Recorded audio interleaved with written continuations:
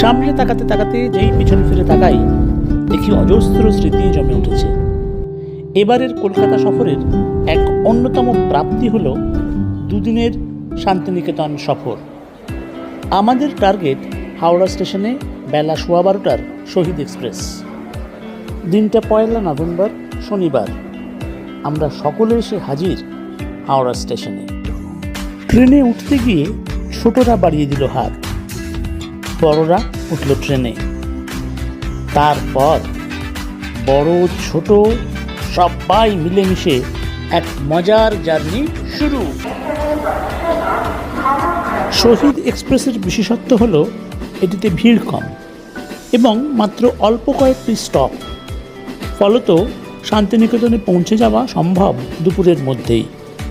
ট্রেনে উঠে ট্রেনের চা, মুড়ি, কফি দিয়ে চলল জমিয়ে উদরপূর্তি। একের উদ্বৃত্ত অন্য কেউ খেয়ে নিল অনায়াসে। এদিকে নতুন ধানে থই থই মাঠ।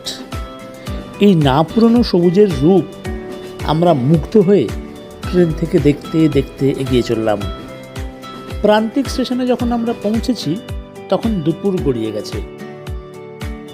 এদিকে দিনের আলো থাকতে থাকতেই আমাদের সোনাঝুরিতে পৌঁছতে হবে।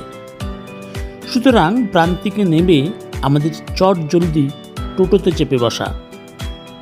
টোটোর ব্যবস্থা আগে থেকেই করে রাখায় আমাদের সোনাঝুরি পৌঁছতে অসুবিধা হলো না।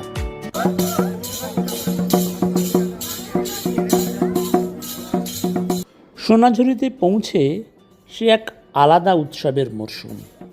মাদল বাজছে ধিমি ধিমি, অচেনা কেউ পাশে, তবু কুছ পরোয়া নেই।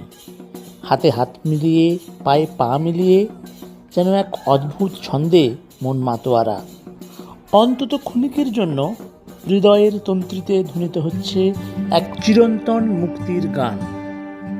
সোনাঝুরির মাঠে বিকিকিনির খোলা হাওয়ায় মন তখন উড়ে যাচ্ছে সব পেয়েছির দেশে।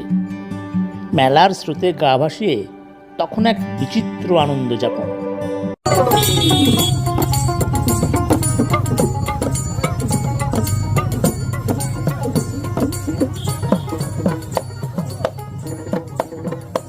কোত্থেকে যেন উকি দিলেন শাহরুখ খান।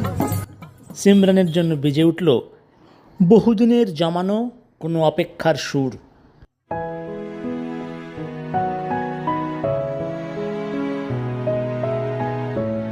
তালপাতার সিপাই এসে শুনিয়ে গেল বহুদিন আগের কোনো ফেলে আসা গল্পের কথা।